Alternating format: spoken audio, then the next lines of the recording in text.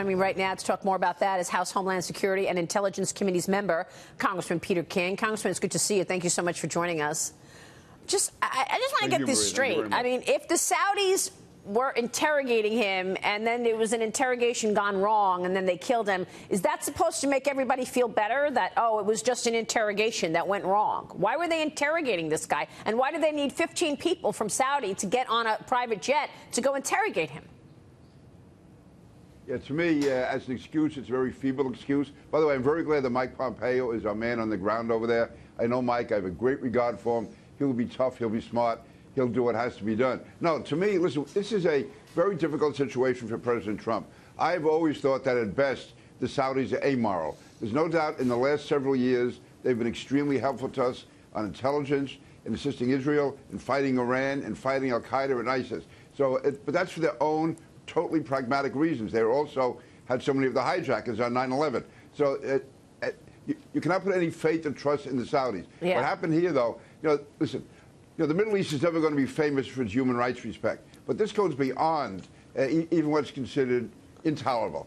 It's the fact that they would kill a Saudi citizen, and the fact that they said it was an interrogation that went bad. This must have been some interrogation going on. And we're not talking about a battlefield interrogation where things get out of here. We're talking about something in the Saudi consulate against one of their own citizens. So, again, we have to find a way to condemn them. We have to find a way, if it turns out to be true, we have to find out a way to take serious action against them. At the same time, though, I don't want to be pushing the Saudis into the arms of the Russians or even, God forbid, the Iranians. So we have to find a way to balance this, and the president's going to be in a tough spot. Well, this is the balance that we walk, because you said that the Saudis, you always thought that they were amoral. We do business and partnerships with other amoral people across the world. Let's not forget that. But at the same time, this was a real disappointment, because this was our last hope of any stability in the Middle East to fight back on the terrorists from Iran. Do you walk away from that when you know that this was our, we needed that partnership with the Saudis to fight the terrorists in Iran?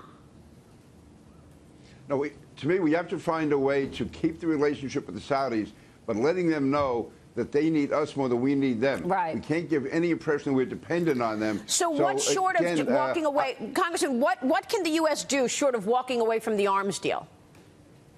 What will Congress do? First of all, a severe condemnation. There could be some changes to the arms deal. Again, I would leave a lot of that to the diplomats behind the scenes, but Congress is going to have to speak out and at the very least denounce them, put them on some sort of probation, if you will, because we can't allow this to go on. So, listen, if it happened behind closed doors and no one knew about it, that's bad enough. But to let the world see what happened here and for us to be silent is just wrong. We cannot. We have to do more than a slap on the wrist. That's to be punitive. We have to find some way to get back at them and make it clear that this is intolerable and can't go forward.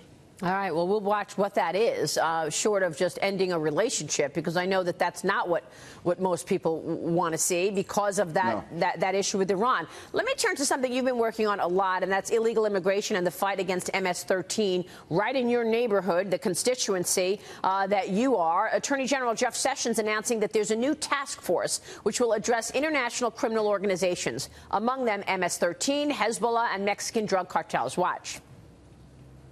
I'm announcing that we are creating a transnational organized crime task force of experienced prosecutors who will coordinate our efforts, develop a plan to take each of these groups off our streets, to defeat them, to dismantle them, to weaken them in every possible way. Congressman, will this help, knowing what you know about MS-13? Yes, it will. Let me give the Attorney General credit. He was in my district last year. Said he was going to do something similar to this. The president's been in twice. He's focused on MS-13. One of the people on the task force is a prosecutor from the Eastern District of New York who has been prosecuting the MS-13 cases. This is so important. Right now we have them on defense. We're definitely pushing back. There's been more arrests. People in the community tell me they feel safer.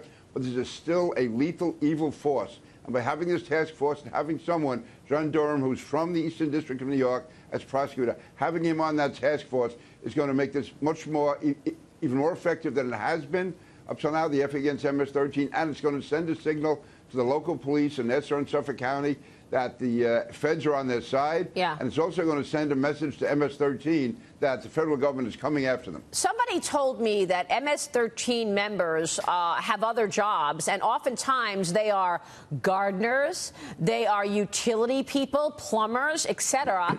Is that true? And what about this large caravan of illegal immigrants reportedly heading to the United States border from Honduras? Are most of the MS-13 members illegals, and do they also highlight other jobs that you may hire them not knowing what they're doing? Well, they are legal and illegal, but in the most recent cases, I believe in the last 11 who were indicted for murder, 7 of them came across the border as illegal unaccompanied minors. They came across at the direction of MS-13 and were taken in by MS-13 families in many cases. So, yes, this is definitely a problem of illegal immigration. Some of them are also legal, but if we could stop the illegal immigration, it would go a long way towards stopping this. Most of them come from El Salvador. Let me ask you about your other role on the committee overseeing the Russia investigation and the FBI and the DOJ's conduct. Fusion GPS founder Glenn Simpson, the firm responsible for writing the anti-Trump dossier, he's pleading the Fifth today. He's supposed to come down and testify, but instead he called it in, and he said, I'm just going to plead the Fifth before the House Judiciary Committee. What questions do you want answered, and what's your take on this big week that you have questioning not just him, but also you've got Nellie Orr on Friday and James Baker, the former lawyer at the FBI, Thursday?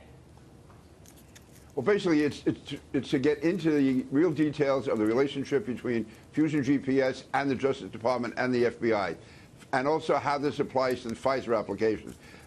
There's been testimony that they had no contact before the FISA application, that they were not working together. Now it turns out that, in fact, there was a relationship, again, with the FBI, the Justice Department, and Fusion GPS. So, again, I think there could well be perjured testimony here, and that's why they're taking the Fifth Amendment. That's why they're so reluctant to come in. Maria, again, it's not even the details. It's the fact, the overall specter here of having a politically allied group working with the Justice Department, working with the FBI, and then submitting that as a basis to spy on an American is absolutely disgraceful, indefensible. It is. I know, Congressman. It really is. They came up with this story and inserted Donald Trump in the Russia meddling. Thank you so much, Congressman. It's good to see you this morning.